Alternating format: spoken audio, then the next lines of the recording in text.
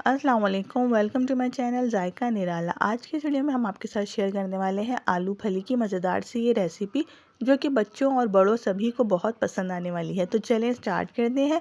सबसे पहले हम एक पैन में लेंगे कुकिंग ऑयल और उसमें शामिल कर देंगे 1 टेबल स्पून ज़ीरा।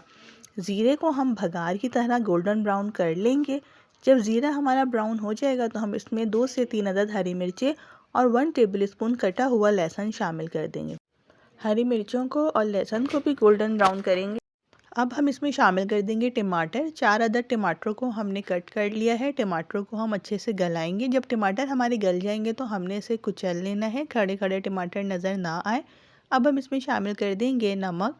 नमक मैंने हाफ़ टी स्पून शामिल करा है। आप लोग अपने टेस्ट के हिसाब से कम और ज़्यादा कर सकते हैं।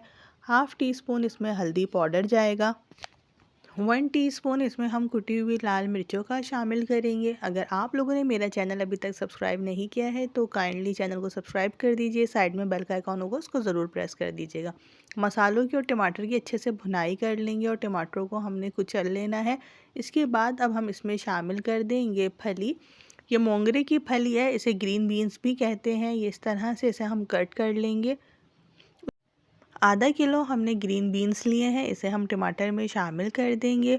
उसके बाद हम इसमें शामिल करेंगे आलू। आधा किलो हमने फली ली है और 1 पाव हमने आलू लिए हैं।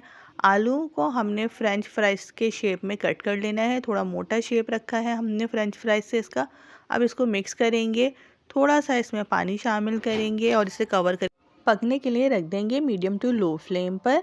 10 से 15 मिनट में अच्छे से फली और आलू दोनों चीज़ें गल जाएंगी। अगर आप लोग को मेरी रेसिपीज़ पसंद आती हैं तो इसे लाइक एंड शेयर ज़रूर किया करें अपने फ्रेंड्स एंड फैमिली मेम्बर्स के साथ।